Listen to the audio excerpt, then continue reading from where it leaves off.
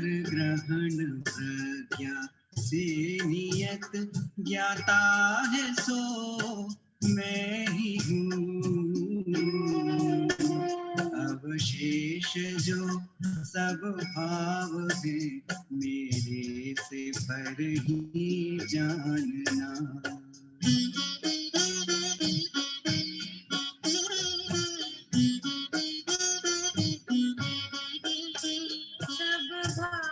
जो पर की जाने श्रोत जाने आत्म को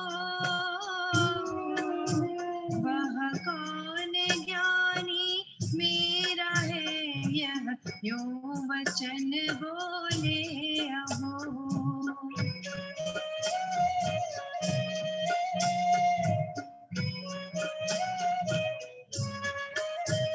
अपराध चोर्याधिक करे जो पुरुष वह शंकित फिरे। को लोक में फिरते हुए को चोर जान जो बांध ले।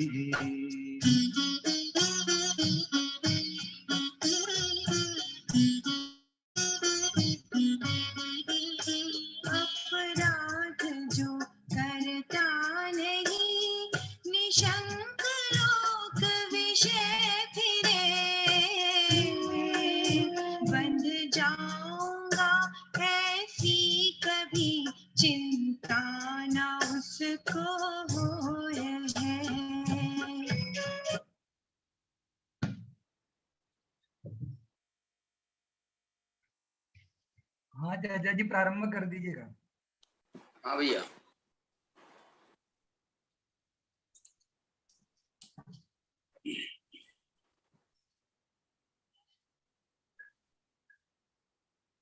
नमो अर्हन्ताणं नमो सिद्धाणं नमो आयर्याणं नमो वज्रायाणं नमो लोये सौवसाहूणम्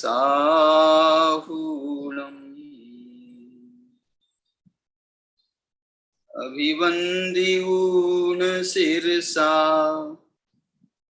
अपुनभव कारणं महावीरम् सिंपयत्थ भंगम मग्गम मुखस्वोच्छामि।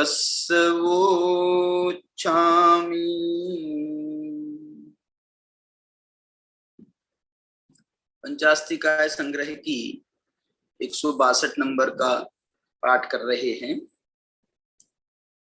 जो चर दीनादिपेच्छति अपानम् अपनानन्नमयम् सुचारितं नाणं दंसनमिति निच्छिदोदि।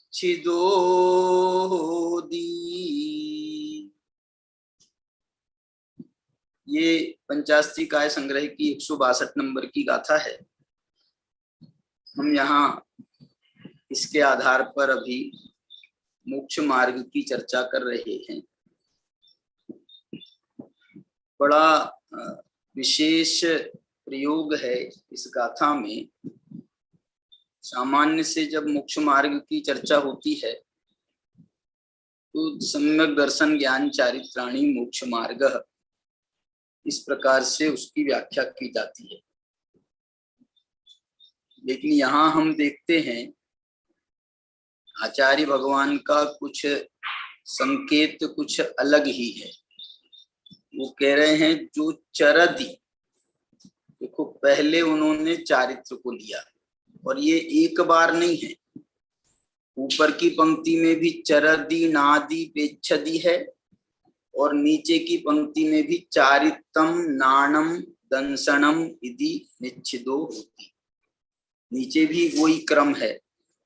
ऐसा भी नहीं है कि छंदानुरोध से उन्होंने ये क्रम रखा हो। इसको हम वैसे भी पढ़ सकते हैं। जो पेच्छदीनादि चरदी, ऐसा भी पढ़ सकते हैं। जो चरदीनादि पेच्छदी, ये जो इनने रखा है ये बुद्धि पूर्वक रखा है, ये कहना चाहता हूं मैं। और दूसरी तरफ से हम इसको समय सार में जैसे उन्होंने क्रम रखा है ना, ज्ञान दर्शन चारित्र का 17-18 नंबर की गाथा में है और जगह भी है, तो वो उसको भी पढ़ सकते हैं। जोनादि चरदि पेच्छदि, जोनादि पेच्छदि चरदि, मतलब प्रयोग उसमें हो सकता था, लेकिन ये प्रयोग इन्होंने क्यों किया है, इसके संकेत उन्होंने 158 गाथा में भी दिया था, 159 में भी दिया था, 160 में जरूर उन्होंने जब व्यवहार मोक्ष मार्ग की स्थापना की है उस समय जरूर उन्होंने दर्शन ज्ञान चारित्र वाला फार्मूला लगाया था। सम्मत धम्मादि सद्दहनम सम्मतम, वहां पर सम्यक दर्शन ज्ञान चारित्र वाला फार्मूला लगाया। लेकिन 158 में उन्होंने इसके पहले भी देखो, 158 में उन्होंने कहा था कि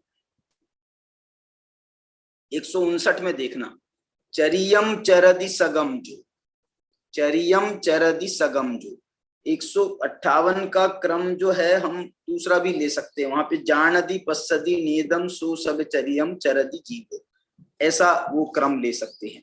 लेकिन यहाँ पर 159 में उन्होंने चरियम चरदि सगम जो परदवप भाव परहिदप्पा दंसन नान वियप्पम अवियप्पम चरदि अपादो। देखो, जब एक बात दूसरी कहना चाहता हूं कि आचार्य भगवान जो हैं, इनके जो क्रम है उसमें अलग अलग मुख्यताएं हो सकती हैं। जब कभी सम्यक दर्शन की मुख्यता से बात करेंगे तो दर्शन ज्ञान चारित्र का क्रम लेंगे, जब ज्ञान को प्रधान करके बात करेंगे तो ज्ञान दर्शन चारित्र का भी क्रम लेंगे, जब चारित्र को प्रधानता से बात करते हैं तो चारित्र ज्ञान दर्शन ऐसा भी लेते हैं, चारित्र दर्शन ज्ञान भी लेते हैं। आप देखो ना, समय सार की दूसरी गाथा में जब उन्होंने स्वसमय की बात करी है तो वहां पर भी उन्होंने जीवो चरित्र दंसन नानठितो, चारित्र दर्शन ज्ञान में स्थित जीव ही स्वसमय है, ऐसा जो है वह दूसरी गाथा में उन्होंने वो प्रयोग किया है। 16वीं गाथा में उन्होंने दंसन नान चरित्राणी का प्रयोग किया है। इसलिए जो है मैं ये कहना चाह रहा हूं, इसको हार्ड एंड फास्ट के कोई पैमाने पर ना रखा जाए तो ही हम इसको सही ढंग से समझ पाएंगे। यहाँ पर जब उन्होंने चारित्र की बात कर रहे हैं तो वो ये कहते हैं कि चारित्र वास्तव में चलने का नाम है, चलने का नाम चारित्र है ना, और मार्ग जो है वो चलने के लिए होता है, मार्ग चलने के लिए होता है और चलने का नाम चारित्र है। इसलिए उन्होंने चारित्र को उसका प्रधान फैक्टर मानना है, या ऐसा कहें साक्षात फैक्टर मानना है। लेकिन हम यदि विचार करें पीछे जाकर के कि जब आप मार्ग में चलना शुरू करते हो तो पहले आप मार्ग की परीक्षा करते हो क्या नहीं करते, मार्ग की पहचान करते हो क्या नहीं करते हो, मार्ग पर अच्छा दृढ़ विश्वास करते हो कि नहीं करते हो कि यही मार्ग है, हमारे को मुंबई जाना है तो यही मार्ग है। तो ऐसा दृढ़ विश्वास भी आप क्रिएट करते हो, उसके पहले आप अच्छे से उसका परीक्षण करते हो, ज्ञान करते हो, समझते हो और चीजों के बारे में भी विचार करते हो सब। इसलिए जो है वो ज्ञान दर्शन को छोड़ने का तो कोई प्रश्न ही नहीं है। और इन्होंने भी जो ये क्रम बताया है ना, 159 गाथा के आधार पर यदि हम इसका निर्णय करें तो ये कहते हैं चारित्र मोक्ष का मार्ग है, मंजूर है। चारित्र मोक्ष का मार्ग है उस समय, जिस समय आप चलोगे तो आप गंतव्य पे तो नहीं पहुंच गए ना, तो आप जो गंतव्य का आपको ध्यान निरंतर रहता है कि मुझे अपने गंतव्य पे जाना है, मुझे अपने गंतव्य पे जाना है, मुझे अपने गंतव्य पे जाना है, तो ऐसा जो ज्ञान श्रद्धान है इस ज्ञान श्रद्धा पूर्वक चलने का नाम ही चारित्र है।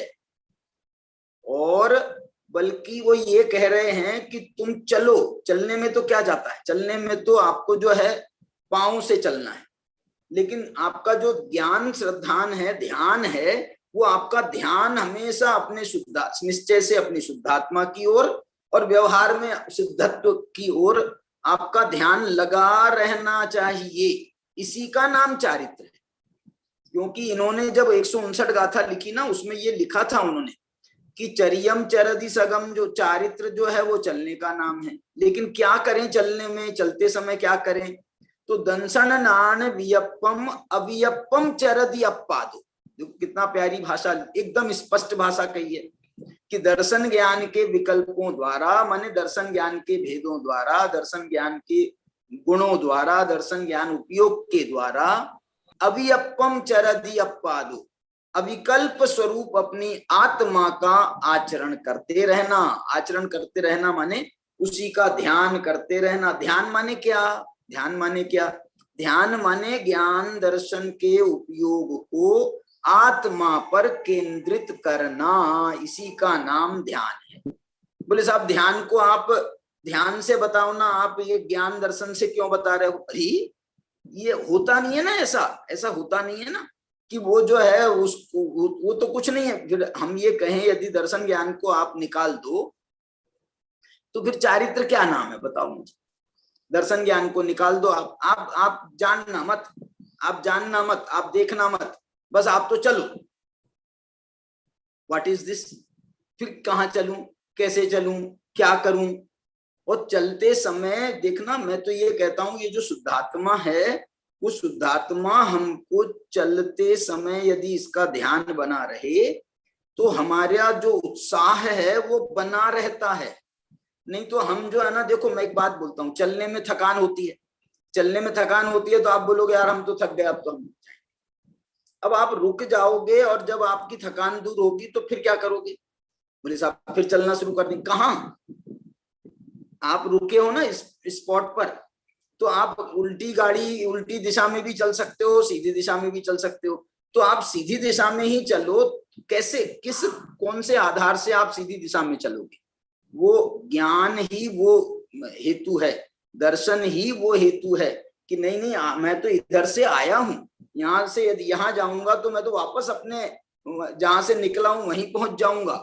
ऐसे करके यहाँ पर जो दर्शन ज्ञान है उसको छोड़ा नहीं गया है। लेकिन ये कह रहे जरूर हैं कि आप दर्शन ज्ञान अकेले करो। जैसे इस पर विचार कर लो, आप श्रद्धा ज्ञान करो और चलो नहीं तो आप अपने घर में बैठे रहोगे, आप चलोगे नहीं तो आप अपने घर में बैठे रहोगे। इसलिए जो है चलना यहाँ पर, अब बोले साहब यहाँ पर हमको कहीं बंबई तो जाना नहीं है, हमको तो जो है अपनी आत्मा में ही स्थिरता करना है और स्थिरता का ही नाम चारित्र है। तो वो स्थिरता कैसे करोगे?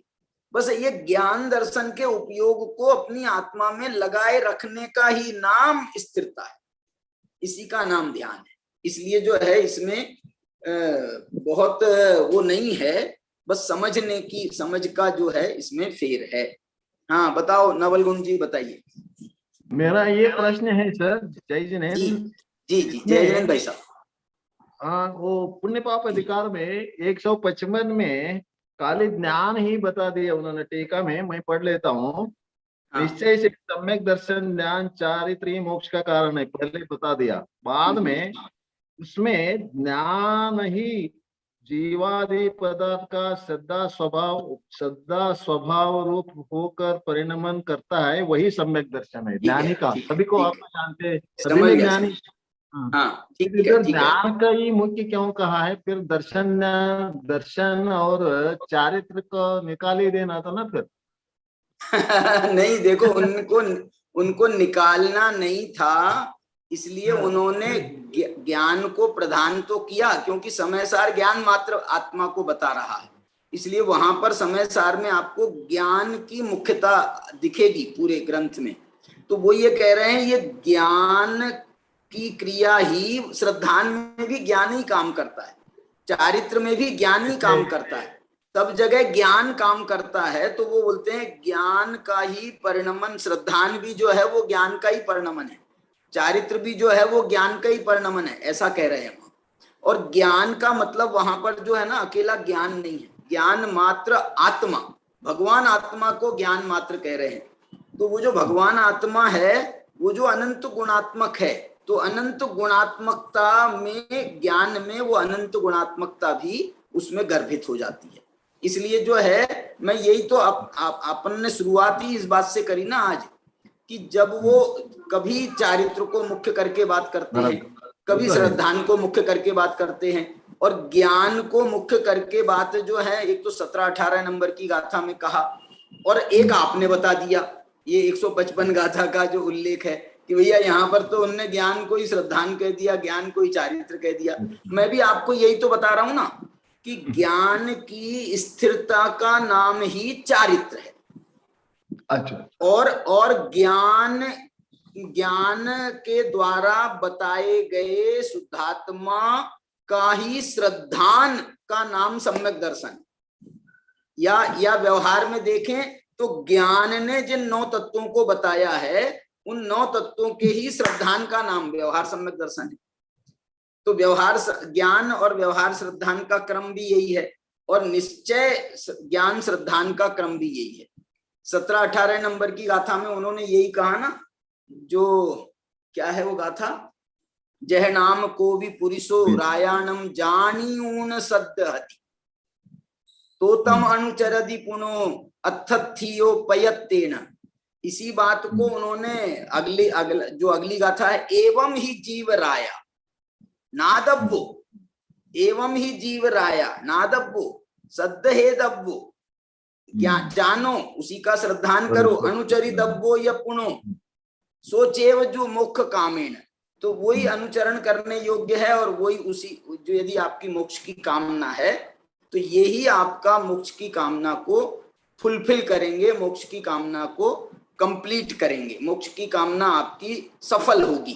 किसके द्वारा? एवं ही जीव राया नादब्बो सद्दहेदब्बो अनुचरिदब्बो यपुनो सोचेवदु मुख्य कामेन। इसलिए इसमें जो है मैं एक बताना यही चाह रहा हूं कि उनकी जो है ना मुख्यता को हमको हाईलाइट करना पड़ेगा, समझना पड़ेगा कि वो यहाँ पर श्रद्धान को मुख्य क्यों कर रहे हैं, यहाँ ज्ञान को मुख्य क्यों कर रहे हैं, यहाँ पर चारित्र को मुख्य क्यों कर रहे हैं।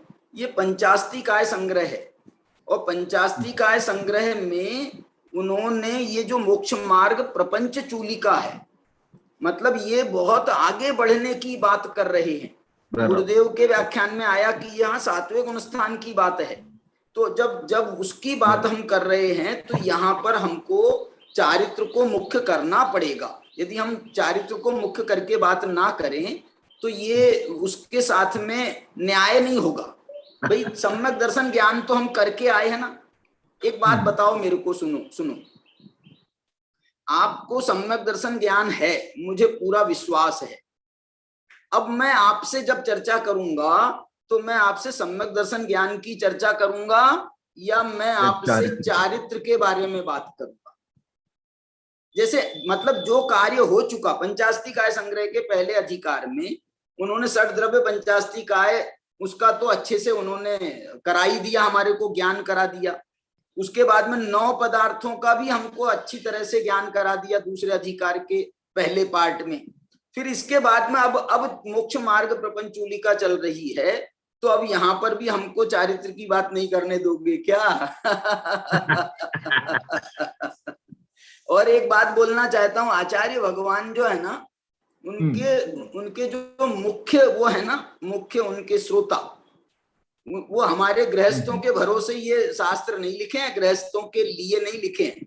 उनने तो अपने जो संघस्थ हैं उनको मुख्य रूप से वो उद्देश्य करके ये शास्त्र लिखे हैं, कहें अथवा संबोधित किया है उन्होंने। संबोधन तो उनको ही ध्यान में रख करके है। इसलिए उनसे वो यही अपेक्षा करते हैं कि भैया आप जो है ना अपनी स्थिरता बढ़ाओ। आप ध्यान में बैठते हो, कितनी देर आपको ध्यान में मन लगता है बताओ? आप ध्यान में बैठते हो, आपको कितनी देर ध्यान में मन लगता है? बोले साहब हमारा ध्यान में बिल्कुल मन नहीं लगता है। तो अरे क्या कर रहे हो, मुनि बन गए हो तुम? और तुम कह रहे हमारा ध्यान में मन नहीं लगता है। बोले नहीं तो फिर हम क्या करें? अरे जो भगवान आत्मा को जाना है, जो भगवान आत्मा का आपको इतना श्रद्धान हुआ है, उस भगवान आत्मा में आप स्थिरता नहीं कर पा रहे हो, क्या बात है? क्या बोल रहे हो आप? आपको फिर ज्ञान, हमको तो तुम्हारे फिर ज्ञान श्रद्धान पे भी शंका हो जाएगी कि तुमको ज्ञान श्रद्धान भी हुआ है क्या नहीं हुआ है। ज्ञान श्रद्धान यदि हो तो जो जो रुचि है और रुचि के अनुसार वीर्य वो भागता है, उसके पीछे पीछे भागता है, रुचि अनुयायी वीर्य है। इसलिए मैं तो ये कह रहा हूं, ये जो चारित्र है इसका संबंध वीर्य से है चारित्र के लिए ताकत चाहिए, चारित्र के लिए स्थिरता चाहिए, चारित्र के लिए एकाग्रता चाहिए, और वो जो एकाग्रता है वो ज्ञान की एकाग्रता है। इसलिए ज्ञान की एकाग्रता के लिए वीर्यांतराय का क्षोपसम अनिवार्य है। ज्ञानावरण के क्षोपसम के साथ में वीर्यांतराय का क्षोपसम होता ही होता है। इसलिए ये जो है ना, ये बहुत इंटर मिक्स्ड है, इंटर रिलेटेड है, ये सब इंटर रिलेटेड है। आप एक दूसरे को अलग नहीं कर सकते कि बिल्कुल हम कहें कि साहब नहीं, हमको तो अकेले ज्ञान की बात करो, इसमें दर्शन और चारित्र नहीं आना चाहिए, दर्शन की बात करो ज्ञान चारित्र नहीं आए, चारित्र की बात करो दर्शन ज्ञान नहीं आए। ऐसा नहीं होता, ये ऐसा नहीं होता। ये जो है इससे ये सिद्ध हुआ। चलिए अपन 162 नंबर की गाथा में एक बार मैं आपको ये थोड़ा सा बताना चाह रहा हूं कि 3 पद अपन ने कल बताए थे, चरदी, नादी, पिच्छदी, ये क्रियाएं हैं। इन क्रियाओं का संबंध, एक मैंने ये जो अप्पाणम शब्द बताया था ना, इसके लिए अप्पाणम, ये अप्पाणम जो है ये षष्ठी का प्रयोग नहीं है, ये अप्पाणम द्वितीया का प्रयोग है। अप्पाणम जो है ना द्वितीया का प्रयोग है, आत्मानम, और जो है षष्ठी के प्रयोग में होता है आत्मनः। आत्मनः शब्द तो षष्ठी के प्रयोग में बनता है, ये आत्मानम है, और आत्मानम का मतलब है आत्मा को। वाह वाह वाह। जो चरदी नादि पेच्छदी अप्पाणम, जो अपनी आत्मा को आचरण का विषय बनाता है, जो अपनी आत्मा को ज्ञान का विषय बनाता है, जो अपनी आत्मा को दर्शन का विषय बनाता है। कैसे बनाता है, कौन से साधनों से बनाता है? अपना, मैंने कर्म साधन आ गया, फिर करण साधन आ गया, और ये जो है ये अनन्यमय जो विशेषण है ना, मालूम किसका है? ये अनन्यमय विशेषण जो है, ये अनन्यमय विशेषण कर्ता और कर्म की अनन्यमयता का है। कर्ता और कर्म की अनन्यमयता का है, मतलब जो अभेद निर्विकल्प अनुभूति कराना है ना, तो ये निर्विकल्प अनुभूति में कर्ता कर्म जो हैं ऐसे अभेद को प्राप्त होते हैं। इसके लिए बहुत अच्छे संकेत प्रवचन सार में, उसकी टीकाओं में उन्होंने मालूम क्या शब्द का प्रयोग किया है वहां पर अनन्यमय के लिए। प्रवचन सार की टीका में है, वो जो है ना उन्होंने ये बात कही है, क्या बोलते हैं, अभेद भाव्य भावक, ऐसा क्या शब्द, बहुत ही जोरदार शब्द है उनका। वो शब्द है अभेद, जैसे वो अपन एक पूजा, नहीं मैं बता रहा हूं, पूजा में अपन जो पढ़ते हैं ना, तुम हो पूज्य पुजारी मैं यह भेद करूंगा स्वाहा, ऐसे जो है ना वहां पर भी अभेद इतरेतर मिलन, ऐसा शब्द है वहां, इतरेतर मिलन इतरेतर मिलन, कर्ता कर्म का जो है ना इतरेतर मिलन हो गया है, इसलिए वो बिल्कुल ऐसा अभेद हो गया है कि उसमें कर्ता कर्म का भेद दृष्टिगोचर नहीं होता। ऐसा ये अनन्यमयम। और जब इन्होंने ये नीचे गाथार्थ दिया है ना, पंडित जी ने जो नीचे गाथार्थ लिखा है, ये अनन्यमय को अप्पाणम का विशेषण बनाया है। मैंने अप्पाणम कर्म कहा मैंने आपको, तो आत्मा को, कैसे आत्मा को जानता है, तो एक तो अपना अपने द्वारा जानता है और अनन्यमय होकर जानता है, अनन्यमय होकर के जानता है, अनन्यमय आत्मा को जानता है। देखो आप नीचे इसका नीचे निकालना हिंदी,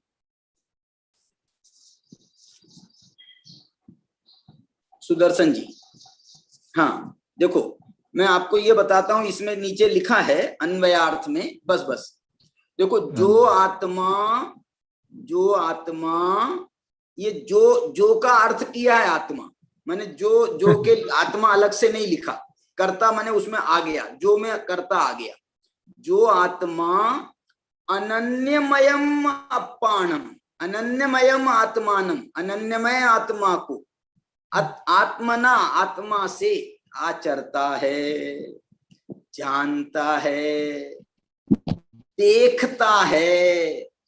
अभी मैं इसकी चर्चा करना चाहता हूं आपके साथ में। देखता है कि वह आत्मा ही चारित्र है, ज्ञान है, दर्शन है, ऐसा निश्चित होता है। अब देखो, ये बताना मैं चाह रहा हूं, यहां जो देखता है ना, ये देखता है का अर्थ श्रद्धान नहीं है। यहाँ देखता श्रद्धान अर्थ नहीं है।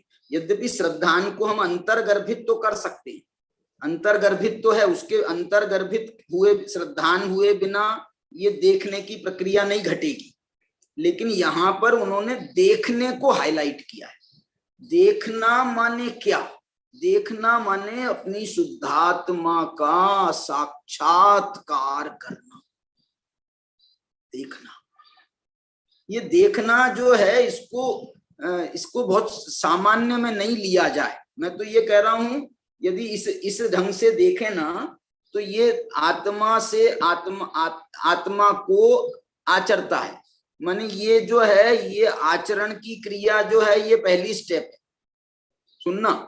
दूसरी स्टेप ज्ञान की क्रिया है कि उसी को जानते रहता है, जानते रहता है, जानते रहता है। फिर तीसरी स्टेप में उसमें जो इतरेतर मिलन को जो प्राप्त होता है ना, तो वो बस, जैसे एक मैं उदाहरण आपको ऐसा एक शब्द प्रयोग कर रहा हूं, आप ध्यान देना। जैसे उसने आत्मा को देखा तो देखते ही रह गया। क्या हुआ, क्या हुआ, क्या हुआ?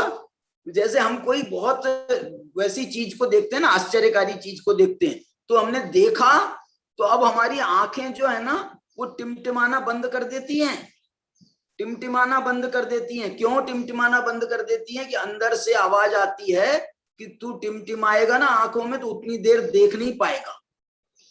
जितनी देर 1 सेकंड के लिए आंख बंद होगी, फिर खुल जाएगी, तो बोले फिर तो देख लूंगा ना, फिर तो देख लूंगा। लेकिन जो मजा जो है ना, ऐसा एकाग्र होकर के देखने में है, वो ऐसे टिमटिमा करके देखने में वो नहीं है।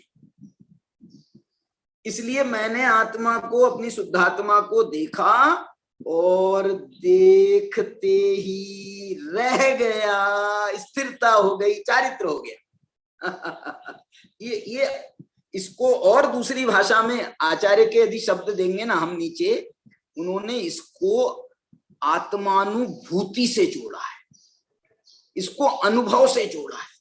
और यदि चारित्र ये 7वां गुणस्थान है, सुनना, तो 8वां 9वां 10वां गुणस्थान जो है ना, ये 8वां 9वां 10वां गुणस्थान वो वितर्क ध्यान के है ना, एकत्व पृथकत्व वितर्क ध्यान वगैरह के।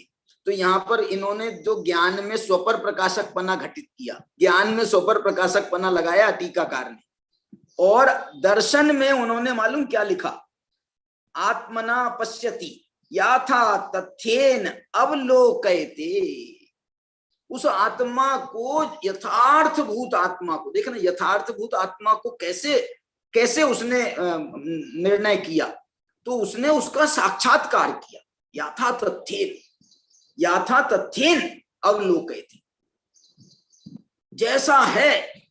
देखो इसकी हिंदी मालूम क्या होती? याथा तथ्येन की यथावत। यथावत, यथावत का मतलब है जैसा है वैसा। इनने हिंदी में लिखा है यथा तथ। यथा तथ, जैसा है वैसा, यथा तथ, यथा तथा। यथा तथा होता ना, यथा जैसा और तथा माने वैसा, तो जैसा वैसा, यथा तथ। तो यथा तथ माने याथा तथ्येन, तथ्येन शब्द है ना उसमें, इसको जैसे नाचार्य ने अनुभव शब्द का प्रयोग किया इसमें। और मालूम क्या लिखा उन्होंने? चरदी नादि पेच्छदी, ये जो चरदी नादि पेच्छदी है ना, इसके लिए वो लिख रहे हैं चरति। और स्वसंवित्ति रूपेण अनुभवति, अपने स्वसंवेदन रूप से अनुभव करता है। जानाति निर्विकार स्वसंवेदन ज्ञानेन रागादिभ्यो भिन्नम जानाति परिच्छिन्नति, सुनना, और पश्यति, पश्यति में उन्होंने कहा सत्ता अवलोक दर्शनेन निर्विकल्प रूपेण अवलोकयति। क्या मतलब मैं आपको ये कह रहा हूं, उन्होंने जो चारित्र कहा ना, चारित्र, उसमें भी स्वसंवित्ति रूपेण अनुभवति ये शब्द डाला है। चरति में भी स्वसंवित्ति रूप से उसका अनुभवन करता है। इसके लिए मैं ये कहना चाहता हूं आपको कि ये जो है ना, ये भी 7वां गुणस्थान है, ये शुद्धोपयोग का है। स्वसंवित्ति रूपेण अनुभवति, ये जो है ना, ये 7वां गुणस्थान की घटना है। और उसके बाद में ज्ञान को कह रहे हैं, माने इसमें और आगे बढ़ रहे हैं, और उसके बाद में दर्शन को कह रहे हैं तो इसमें और आगे बढ़ रहे हैं। आप इसको जो है पीछे नहीं ले जाना, पीछे नहीं ले जाना। आचार्य ने उससे प्रारंभ किया है तो उसको प्रारंभ रहने दो, उसको प्रारंभ वहां से, और रह करके उसमें देखो स्वसंवित्ति रूपेण अनुभवति और निर्विकार स्वसंवेदन ज्ञानेन, इसमें जो है वो कह रहे हैं जैसे उनने अपनी शुद्धात्मा का अनुभवन किया। देखो, एक मैं आपको एक दूसरी बात बताना चाह रहा हूं। हमने अपनी शुद्धात्मा को देखा, देखने पर हमको शुद्धात्मा बड़ा मोहित किया, उसने हमको बहुत आकर्षित किया, बहुत आकर्षित किया, और हमने बोला अरे क्या बात है, क्या बात है, क्या बात है। मैं ये कहना चाह रहा हूं कि आप जो ये कह रहे हो ना कि साहब हमको आप बहुत पसंद हो, जैसे एक उदाहरण दूसरा देता हूं, मैं सामान्य लौकिक उदाहरण दे रहा हूं। कोई लड़का लड़की को देखने गया और उसको लड़की बहुत सुंदर लगी। उसने कहा कि नहीं, मेरे को पसंद हो तुम, और तुम बहुत अच्छी हो, मेरे को तुमसे ही शादी करना है, और मेरे को जो है, मैं बिल्कुल पक्की बात कह रहा हूं। बोले नहीं, मैं जो है ना अभी तुम्हारे को, ये तुम तो बोल रहे हो अच्छी बात है, लेकिन हम तुम्हारी परीक्षा लेंगे। और परीक्षा कैसे लेंगे कि हम 2-4-8 दिन आपके साथ में रहते हैं और आपको हम देखते हैं कि आपको हम कितने पसंद हैं। अब देखना, उसने परीक्षा मालूम क्या ली कि उससे सुंदर दूसरी जो उसकी सहेलियां थी, उससे भी सुंदर जो उसकी दूसरी सहेलियां थी, उनको वो लेकर के आ गई सामने। और वो जो है वो लड़को, सहेलियां तो उसकी देखी हुई थी, अब वो जो है ना, वो सहेलियों को नहीं देख रही है, ये महाराज को देख रही है, लड़के को देख रही है कि जो तुम कह रहे थे कि मैं बहुत सुंदर हूं और तुमको बहुत पसंद हूं, अब तुमको ये देखना है कि ये दूसरों को देख करके तुम विकारी होते हो या नहीं होते हो।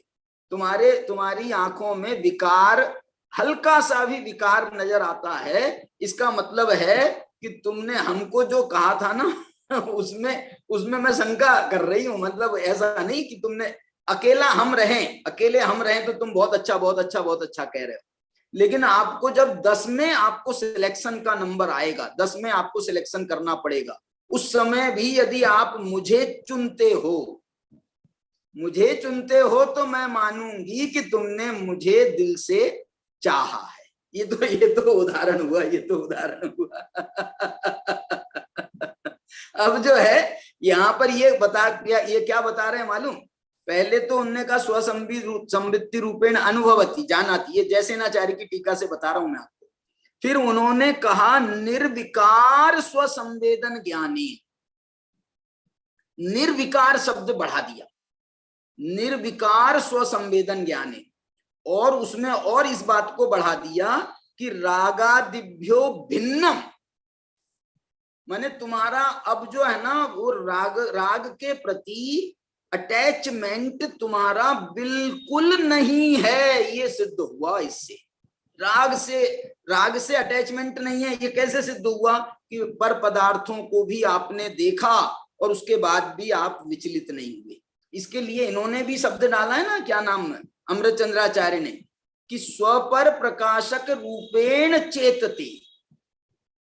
देखो स्वपर प्रकाशक शब्द का प्रयोग ये कर रहे हैं वो, कि जो मेरा शुद्धात्मा है वो मेरा ही है, वो मैं स्वयं ही हूं, और पर मेरे ज्ञान में भले ही आ रहे हैं, लेकिन मैंने अपना अनुभवन, मैंने अपना श्रद्धान, मैंने अपनी रुचि, मैंने अपनी प्रतीति, मैंने अपना प्रेम जो है शुद्धात्मा के प्रति ही कायम रखा है। पर का प्रकाशन होने से मैंने पर को समर्पण राग का बिल्कुल भी नहीं दिया है। ये स्वपर प्रकाशकेन चेतते, माने वहां पर उसका स्वपर प्रकाशकत्व जिंदा रहता है कि स्व को स्व और पर को पर, स्व को स्व पर को पर। ऐसा ये जो है ये परीक्षा है, ये परीक्षा हुई। और उसके बाद में जो है इनने जो कहा अनन्य मैं आत्मा को ही आत्मा से देखता है, माने स्वपर प्रकाशकपना तो है, लेकिन उसकी अनन्यमयता, उसकी अनन्यमयता जो है वो अपनी आत्मा पर ही है। अनन्यमयता पर की तरफ नहीं है, पर का प्रकाशन मात्र है, लेकिन अनन्यमयता सिर्फ अपनी आत्मा की तरफ है। ऐसा इन्होंने इसमें आगे लिखा है। चलिए मैं इसकी आपको टीका पढ़ के सुनाता हूं। इसमें मैं ये कह रहा हूं, यहाँ जो दर्शन शब्द का प्रयोग है उसमें उन्होंने देखने की प्रधानता से कथन किया है, देखने की प्रधान, दर्शनोपयोग की प्रधानता से कथन किया है। अब इसमें भी मैं आपको ये बताना चाहता हूं, जो हमारा वो है ना, क्या बोलते हैं, पूरा आगम है, वो आगम में दर्शन ज्ञान चारित्र की जब बात करते हैं, दर्शन ज्ञान चारित्र की बात करते हैं, तो उसमें दोनों प्रकार के प्रयोग मिलते हैं। दर्शन के श्रद्धान के अर्थ में भी दर्शन का प्रयोग मिलता है, और दर्शनोपयोग के अर्थ में भी दर्शन ज्ञान चारित्र में दर्शन का प्रयोग मिलता है। आगम में बहुत जगह मैंने देखा इसका, बहुत जगह, बल्कि दो चार जगह क्यों कह रहा हूं कि दो जगह तो मेरे को मालूम है, और भी जगह हो सकता है। 2-4 जगह आचार्य भगवान ने 4 शब्द दिए हैं। 4 क्या 4 शब्द दिए हैं? दर्शन, ज्ञान, चारित्र और श्रद्धान। दर्शन, ज्ञान, चारित्र और श्रद्धान, ऐसे चारों शब्दों का प्रयोग किया उन्होंने। वो उनको ये मालूम था कि दर्शन में आप उलझोगे तो इसको श्रद्धान में डालोगे या दर्शनोपयोग में डालोगे, तो उन्होंने कहा कि इस झंझट से बरी हो। ये प्रयोग मालूम कहां पर है आपको? बोध पाहुड़ में ये प्रयोग मिलेगा, और इसका प्रयोग चारित्र पाहुड़ में बहुत अच्छे से मिलेगा। चारित्र पाहुड़ की शुरू की 2री 3री गाथाएं आप देख लो चारित्र पाहुड़ की, उसमें उन्होंने ये चारों को याद किया है। जानदी, पස්සदी, सद्दहदी, ऐसा प्रयोग किया है। और यदि आपको यही देखना है, यही पंचास्त्री काय में ही देखना है, तो ये जो 162 नंबर की गाथा है, इसमें उन्होंने कहा है चारित्र, ज्ञान और दर्शन। दर्शन माने ये देखने वाला, दर्शनोपयोग वाला। और आप 163 में चलो। इसके बाद की अगली गाथा 163 की, वो अगली गाथा श्रद्धान की बात करती है।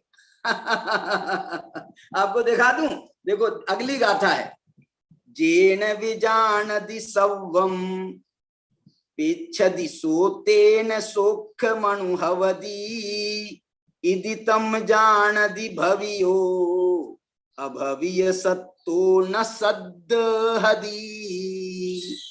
देखो अभीय अभवीय सत्तो न सद्दहदी, जो अभव्य जीव होता है वो इसका श्रद्धान नहीं करता। यहाँ उनने श्रद्धान के लिए सद्दहदी शब्द का प्रयोग अलग से किया है।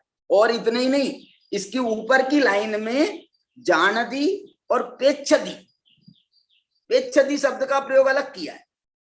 पेच्छदी शब्द का प्रयोग अलग किया है, और जानदी का अलग किया है, और सद्दहदी का अलग किया है।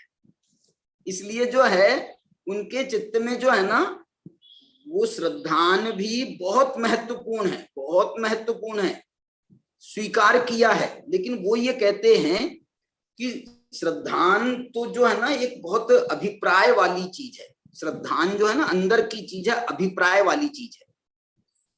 लेकिन उस श्रद्धान के बल पर जब हम प्रयोग में आते हैं, तो तो प्रयोग में श्रद्धान तो अंदर जो है वो अंदर ही अंदर काम करता है श्रद्धान, लेकिन जब प्रयोग करते हैं तो हम जब आत्मा का अनुभव करने जाएंगे तो पहले क्या करेंगे मुझे आप बताओ। पहले दर्शनोपयोग होगा कि नहीं होगा? वो दर्शनोपयोग, आत्मा को देखने जाओगे तो उसका दर्शनोपयोग होगा, ज्ञानोपयोग होगा, और उसके बाद में प्रयोग में जो स्थिरता आएगी वो चारित्र है। इसलिए ये जो है ना दर्शन ज्ञान चारित्र को यदि प्रायोगिक रूप में देखा जाए तो ये दर्शन ज्ञान चारित्र में दर्शनोपयोग, ज्ञानोपयोग और चारित्र ऐसा घटित होता है प्रायोगिक रूप में। और यदि हम श्रद्धान वाले भाव को देखें तो ये जो श्रद्धान वाला भाव एक ऐसा भाव है भाई साहब कि वास्तव में ये श्रद्धान जो है ना वो मूल का काम करता है, जड़ का काम करता है। माने श्रद्धान जो है बहुत बड़ा फैक्टर है, छोटा नहीं है। लेकिन श्रद्धान का एक दूसरा जो एंगल ये है कि श्रद्धान जो है ना दिखता नहीं है, श्रद्धान अपने को दिखाने की भी कोशिश नहीं करता। देखो एक उदाहरण मैं देता हूं, जैसे अपना शास्त्रीय उदाहरण तो दंसन मूलो धम्मो है। माने श्रद्धान जो है ना वो मूल में रहता है, मूल में। वो मूल जो है कभी बाहर आने की कोशिश नहीं करती है। मूल जो है ना मूल में रहती है, जड़ में रहती है। यदि वो बाहर आती है ना तो वो उसमें वो आती है श्रद्धान। जब यदि मूल जड़ कभी कभी देखते हैं हम कि दूसरी जगह से जो है निकल के बाहर आ जाएगी, वो जितनी बाहर आती है उतनी सूख जाती है। वो जो है ना अंदर रहती है तो हरी भरी रहती है, माने सचित्त रहती है। पानी वानी जब उसको मिलता रहता है, खाद पानी मिलता रहता है। अब बाहर निकल गई तो हवा में जो है ना, हवा से खाद पानी का काम नहीं। खाद पानी को जितना चाहिए ना मिनरल्स वो नीचे मिलते हैं। अकेले हवा में तो ये पत्तियां जिंदा रह सकती हैं, ये हरी पत्तियां जिंदा रह सकती हैं हवा में, क्योंकि वो जड़ से जुड़ी हुई है।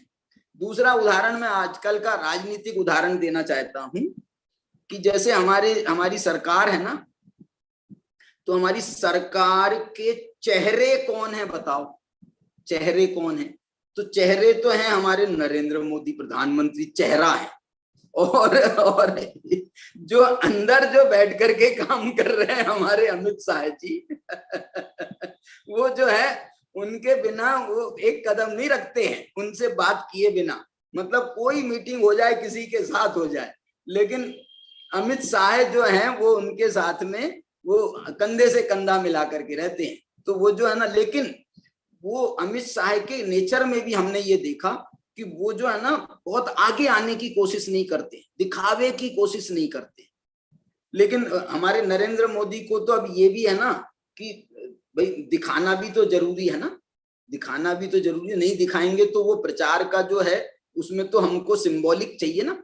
तो वो जो है वो दृष्टि से ये जो है ना ये उस बाहर के प्रदर्शन में इनको रखते हैं सामने।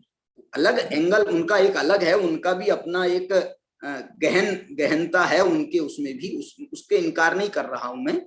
लेकिन जो ये हमारे गृह मंत्री हैं, मतलब ये कहां से जुड़े हैं इनके साथ में? 20 साल से जुड़े हैं। वो गुजरात से जुड़े हैं।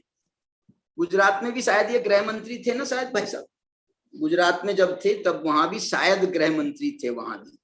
तो ऐसा जो है इनका जो जुड़ाव है वो अलग। ऐसा ही जो है ना ये मोक्ष मार्ग में भी श्रद्धान जो है वो बेसिक है, बेसिक मूल है, मूल। और ये जो दर्शनोपयोग, ज्ञानोपयोग और चारित्र, ये जो है ना ये सब वास्तव में ज्ञान के इर्द गिर्द घूमते हैं। देखो ना, ज्ञान के पहले दर्शनोपयोग होता है और ज्ञान में स्थिरता होने पर चारित्र होता है। तो दर्शनोपयोग के बिना तो ज्ञानोपयोग आगे बढ़ता ही नहीं है। दर्शनोपयोग करके ही ज्ञानोपयोग होता है और आगे जा करके जो है फिर उसमें स्थिरता आने लगती है तो वो चारित्र नाम पड़ता है। ज्ञान की स्थिरता का नाम ही चारित्र है, उसी का नाम ध्यान है। ऐसे करके ये बात है। देखिए टीका मैं पढ़ रहा हूं आपके सामने, 162 नंबर की गाथा आपके सामने है। यहाँ पर यह आत्मा के चारित्र ज्ञान दर्शन पने का प्रकाशन है। अर्थात आत्मा ही चारित्र, ज्ञान और दर्शन है, ऐसा यहाँ समझाया है। देखो टीकाकार के पास में तो ये था ना कि वो जो है वहां जो गाथा का क्रम है, उस गाथा के क्रम को यहाँ पर वो अपने टीका में आगे पीछे कर देवे। इनके पास तो अधिकार था ना टीका में, लेकिन उन्होंने भी वो परिवर्तन नहीं किया। जो आचार्य कुंद की गाथा में चारित्र ज्ञान दर्शन का क्रम था, उसी क्रम को यहाँ पर उन्होंने कायम रखा टीका में। अब ये टीका का ये जो अंश है, ये तो उसका समझ लो माने प्रास्ताविक अंश है। अब इसका जो विस्तार कर रहे हैं, विस्तार में भी आप देखो उन्होंने वही क्रम रखा है, विस्तार में भी वही क्रम रखा है। जो आत्मा वास्तव में आत्मा को, जो कि आत्ममय होने से अनन्यमय है, वाह वाह वाह, आत्मा को आत्ममय होने से अनन्यमय है। माने यहाँ पर वो कर्म जो है ना, कर्म को आत्मा से अनन्यमयता स्थापित कर रहे हैं। आत्मा को माने ये कर्म है जो कि आत्ममय होने से, माने जो कर्म है, कैसा है कर्म, मेरे को आप बताओ कर्म कैसा है। एक और अच्छा उदाहरण देता हूं नवल गुंज जी। हमने एक लड़के से आपका परिचय कराया, लड़के से परिचय आपका कराना हम चाहते हैं कि भाई वो लड़के को जानते हो आप, लड़के को जानते हो? नहीं हमने तो नहीं देखा, वो लड़के को नहीं देखा। बोले आप उनके पिताजी को जानते हो? पिताजी को जानते हो? हाँ पिताजी को जानते हैं। बोले आप समझ लो ट्रू कॉपी है। क्या बोला? क्या बोला? लड़के का परिचय कराना था, लेकिन लड़के को नहीं जानते थे, उनके पिताजी को जानते थे, तो पिताजी के माध्यम से लड़के का परिचय करा दिया। ये कर्म जो है आत्मा को, ये जो है ना कर्म है, यहाँ पर कर्म है। और ये कैसा है कर्म? तो कह रहे हैं आत्ममय होने से अनन्यमय। आत्ममय माने आत्ममय, ये तो पिता है, और आत्मा को ये पुत्र है, माने ये कर्म है, ये करता है। तो कर्म कैसा है? बोले जैसा करता है वैसा कर्म है। कर्ता और कर्म का अनन्यपना होता है। ये बात समय सार में बहुत जगह आती है। कर्ता कर्म अधिकार में भी कर्ता और कर्म के अनन्यपने की बात इसलिए भी की जाती है कि परद्रव्य उसका कर्म हो ही नहीं सकता। आत्मा का परद्रव्य उसका कर्म हो ही नहीं सकता। क्यों नहीं हो सकता है? क्योंकि परद्रव्य जो है वो उसके साथ में अनन्य नहीं हो सकता, तन्मय नहीं हो सकता। परद्रव्य आत्मा के साथ में उसकी पर्याय ही तन्मय हो सकती है। तो ये यहाँ पर वही बात कह रहे हैं। वास्तव में आत्मा को, जो कि आत्ममय होने से अनन्यमय है, उसे आत्मा से आचरता है, उसे आत्मा से आचरता। आत्मा से माने करण भी यहाँ पर आत्मा ही है, स्वयं से ही आचरता है उसको। कोई दूसरा उसको जो है लगाता नहीं है। माने मैं आपसे ये कहता हूं कि भाई ये काम आप क्यों करते हो, तो बोले मेरे को कोई जबरदस्ती नहीं है, कोई दूसरा नहीं कराता मेरे से, कोई मेरे को कोई ऐसा गर्दन पकड़ करके यहाँ बिठाता हो, ऐसा नहीं है। मैं तो अपनी स्वयं स्फूर्त बैठता हूँ, मेरे को खुद ही अच्छा लगता है, खुद ही अच्छा लगता है। मैंने स्वतंत्रता से मैं ये कार्य कर रहा हूँ, इसमें कोई दूसरे की बलजबरी नहीं है। तो ये अनन्यमय है आत्मा, और उससे आत्मा से आचरता, स्वयं से ही आचरता है। और अर्थात स्वभाव नियत अस्तित्व द्वारा अनुवर्तता है। क्या बात है इसमें जो मालूम, इसमें आचरता का इन्होंने एक और एंगल, बहुत अच्छा एंगल प्रस्तुत किया है आचार्य भगवान ने। मैं इनकी टीका संस्कृत से भी आपको बताता हूं। चरति आत्मना चरति स्वभाव नियत अस्तित्वेन अनुवर्तते। ये जो है ना स्वभाव, ये देखो ऊपर आई है, स्वभाव नियत अस्तित्वेन अनुवर्तते, माने ये बात चारित्र की कर रहे हैं। अब इस चारित्र में अस्तित्व की बात कर रहे हैं, चारित्र को अस्तित्व से क्यों जोड़ रहे हैं? विचारने वाली बात है, विचारने वाली बात है। चारित्र को अस्तित्व से जोड़ रहे हैं। देखो फिर से पढ़ता हूं, आत्मा होने से, देखो नीचे है ना ये, अर्थात स्वभाव नियत अस्तित्व द्वारा अनुवर्तता है, स्वभाव नियत अस्तित्व द्वारा अनुवर्तता है, स्वभाव नियत अस्तित्व रूप से परिणमित होकर अनुसरता है। ये बताना ये है कि देखना, मेरा जो अस्तित्व है, मेरा जो अस्तित्व है, उस अस्तित्व की अनुभूति करना, ये इसका नाम चारित्र है। मेरे अस्तित्व की अनुभूति करना, आत्मा को जानना नहीं, जानना तो ये आगे की प्रक्रिया में आएगा, पहले उसके अस्तित्व की स्वीकृति करना। देखो इसमें नीचे इनने लिखा स्वभाव नियत का अर्थ, स्वभाव में अवस्थित ज्ञान दर्शन रूप स्वभाव में दृढ़ रूप से स्थित, ये जो है स्वभाव नियत अस्तित्व की विशेष स्पष्टता के लिए 144वीं गाथा की टीका देखो। 144वीं गाथा अपन ने जब पढ़ी थी उस समय आया होगा, अब मैं अपन भूल चुके हैं वैसे उसको मैं ही भूल गया। 144 गाथा की टीका में उन्होंने ये टिप्पणी दी है शायद, मुझे यहाँ तो दिख नहीं रहा है ये।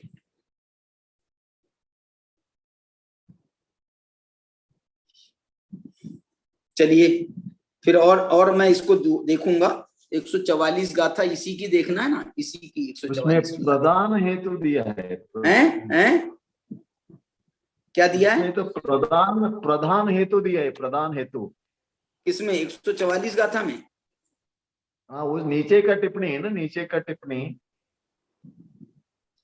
नहीं, अस्तित्व का यहीं पर मिल रहा है क्या? स्वभाव नियत अस्तित्व, इसकी विशेष स्पष्टता के लिए स्वभाव नियत अस्तित्व को उन्होंने कहाँ व्याख्यान किया है? हो सकता है ये कोई नंबर में टिप्पणी 1-2 है सर उसमें। किस जीव के सहज शुद्ध स्वरूप का प्रतपन रूप का निश्चय तप है, आज जीव नहीं, मैं देख लिया। मैं ये कह रहा हूँ वहां पर स्वभाव नियत अस्तित्व ये शब्द का प्रयोग कहीं पर मिल रहा है क्या? वो तो मिल नहीं रहा ना, वो नहीं मिल रहा है, इसलिए मेरे को ये देखने की बात आ रही है।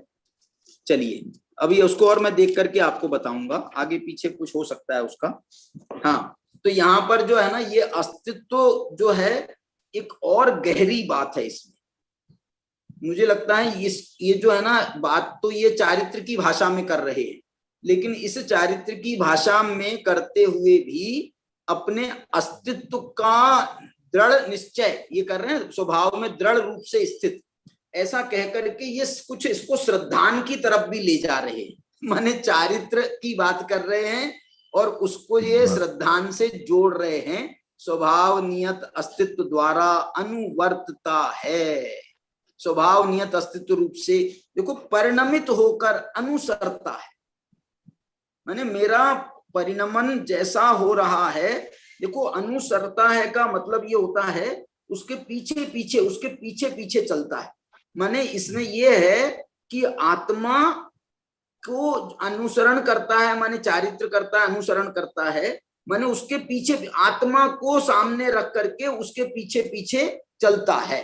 तो इसका नाम है स्वभाव नियत अस्तित्व रूप से परिणमित होकर अनुसरता है। माने उसी को देखता रहता है, उसी को जानता रहता है, उसी का अनुसरण करता रहता है। मेरा स्वभाव क्या है, मेरा स्वभाव क्या है, जैसा मेरा स्वभाव है वैसा मुझे आचरण करना है, मेरे को और कुछ नहीं फालतू का काम करना है। मुझे तो जैसा मेरा स्वभाव है उसका अनुसरण करना है। मेरा स्वभाव ज्ञान है, मेरा स्वभाव दर्शन है, मेरा स्वभाव सुख है, मेरा स्वभाव वीर है, मेरा स्वभाव 47 शक्तियों के रूप में आप देखो तो ये जो है ना, ये मेरा स्वभाव जीवत्व है, मेरा स्वभाव चित्ती है, मेरा स्वभाव दर्शन है, मेरा स्वभाव ज्ञान है, प्रभुत्व है, विभुत्व है। ये जो है ना, ये सारा विषय को इस प्रकार से उसको अनुसरण करता है। और आत्मा से जानता है, अर्थात सुपर प्रकाशक रूप से चेतता है, आत्मा से देखता है, अर्थात यथा तथ रूप से, आगे निकालना, यथा तथ रूप से अवलोकता है, यथा तथ रूप से अवलोकता है। और नीचे, हाँ बस बस, वह आत्मा ही वास्तव में चारित्र है, ज्ञान है, दर्शन है। मैंने तीनों की व्याख्या उन्होंने पहले कर दी और उसके बाद में उसका निष्कर्ष बता दिया। ये वही चारित्र है, वही ज्ञान है, वही दर्शन है। ऐसा कर्ता, कर्ता कहाँ आया था बताओ, कर्ता कहाँ आया था? वो जो शब्द लिखा था ना, जो सर्वनामवाची, वो जो शब्द में कर्ता है। तो कर्ता कर्म करण के अभेद के कारण निश्चित है। इससे ऐसा निश्चित हुआ कि चारित्र ज्ञान दर्शन रूप होने के कारण आत्मा को जीव स्वभाव नियत चारित्र जिसका लक्षण है, ऐसा निश्चय मोक्ष मार्ग पना अत्यंत घटित होता है। वो जो अत्यंत घटित के लिए उनने कहा था ना शब्द, नितराम उत्पन्न, नितराम अत्यंत घटित होता है। मैंने देखो इन्होंने अंत में जाकर के जो निष्कर्ष दिया ना, चारित्र दर्शन ज्ञान रूप होने के कारण, फिर अंत में ये कह रहे हैं इस प्रकार आत्मा को जीव स्वभाव नियत चारित्र जिसका लक्षण है, ऐसा निश्चय मोक्ष मार्ग पना अत्यंत घटित होता है। मैंने फिर अंत में उन्होंने चारित्र को ही प्रधान करके उसी को निश्चय मोक्ष मार्ग कहा। और वो कैसा है चारित्र? जो अपने स्वभाव में नियत है। स्वभाव में नियत है तो उसमें उन्होंने चारित्र दर्शन ज्ञान इन सबको स्वभाव कह करके उसमें नियतता स्थापित करके अंत में चारित्र को ही निष्कर्ष रूप से निश्चय मोक्ष मार्ग पना बताया है। अर्थात आत्मा ही चारित्र ज्ञान दर्शन होने के कारण आत्मा ही ज्ञान दर्शन रूप जीव स्वभाव में दृढ़ रूप से स्थित चारित्र जिसका स्वरूप है, ऐसा निश्चय मोक्ष मार्ग है। इस प्रकार ये 162वीं गाथा की आचार्य अमृत चंद्र देवकृत टीका का अपन ने यहाँ पर पारायण किया। अब जयसेनाचार्य देव की टीका जो है इसको अपन कल पढ़ेंगे और उसके आगे चलेंगे। चलिए अभी की चर्चा को यहीं पर विराम देते हैं। और बहुत ही सुंदर और गहरा जो है प्रकरण इस गाथा के माध्यम से आया था। आइए सुदर्शन जी।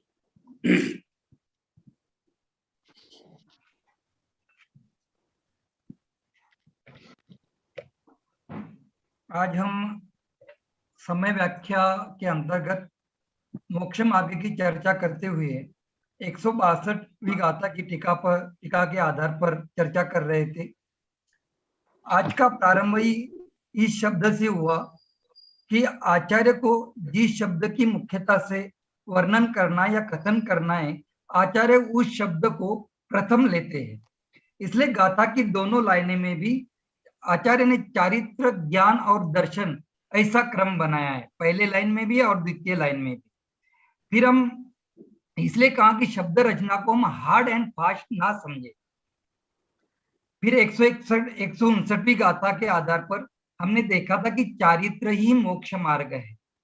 इसलिए दर्शन ज्ञान के विकल्प के द्वारा अविकल्प स्वरूप भगवान आत्मा का ध्यान करना ही चारित्र है।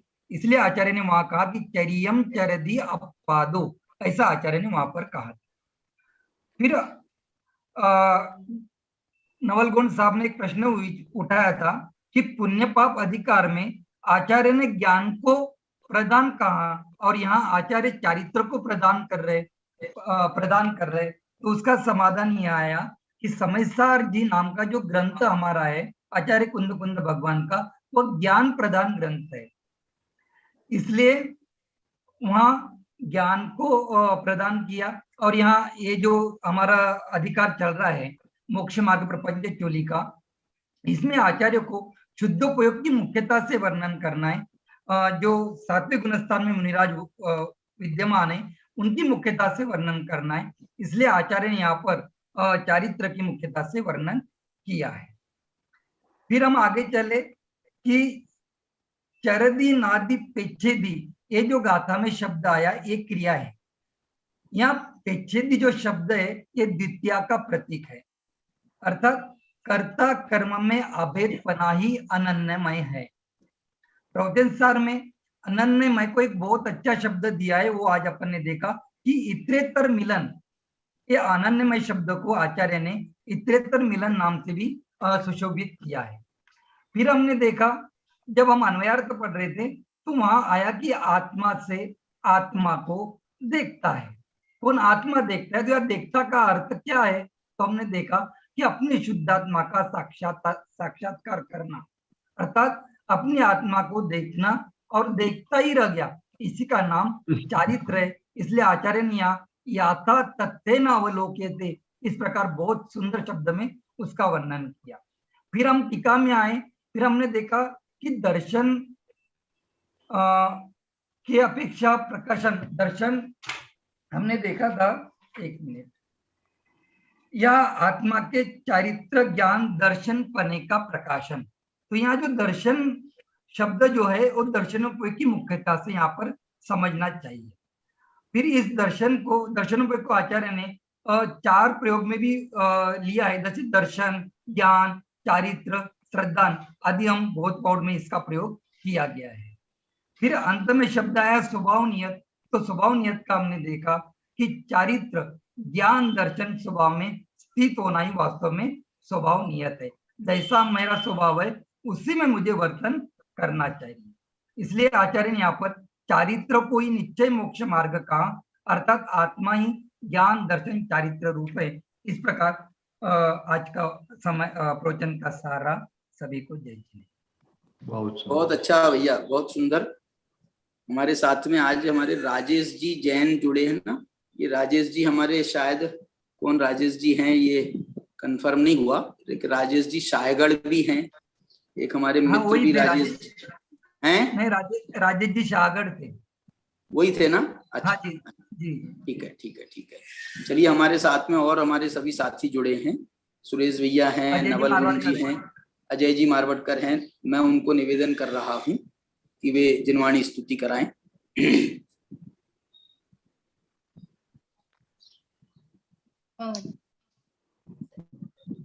आत्मा को जान ले, तू आत्मा की मान ले, मात जिनवानी कहे, निज तत्व को पहचान ले, आत्मा को जान ले। भव सागरों से तरताया, आज ये अवसर मिला, 5 इंद्रिय तन मिला, मन सहित ये नर भाव मिला। सोचना क्या जाग जा, ले प्रज्ञा छैनी हाथ में, मात जिनवानी कहे, निज तत्व को पहचान ले, आत्मा को जान ले।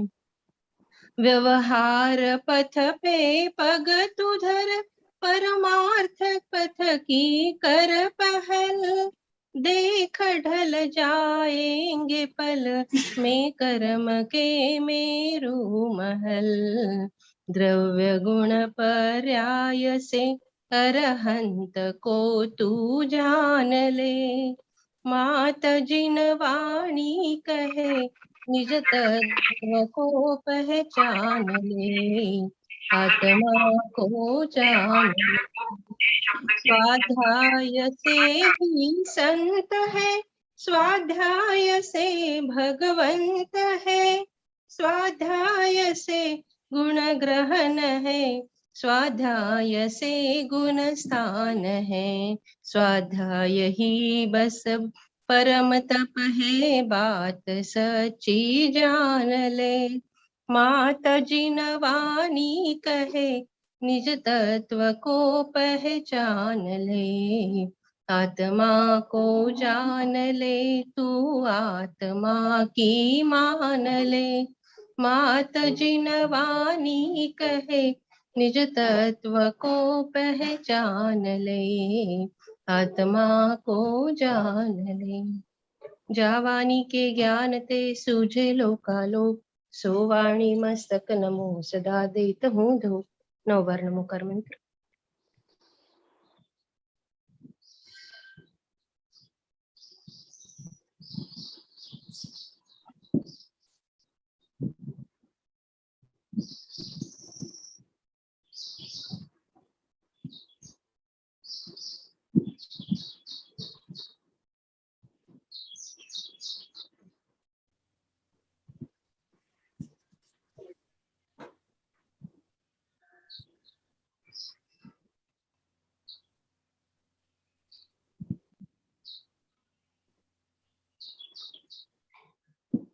जय बोलो द्वादशांग रूपी जिनवानी माता की जय। सभी को जय जिनेंद्र।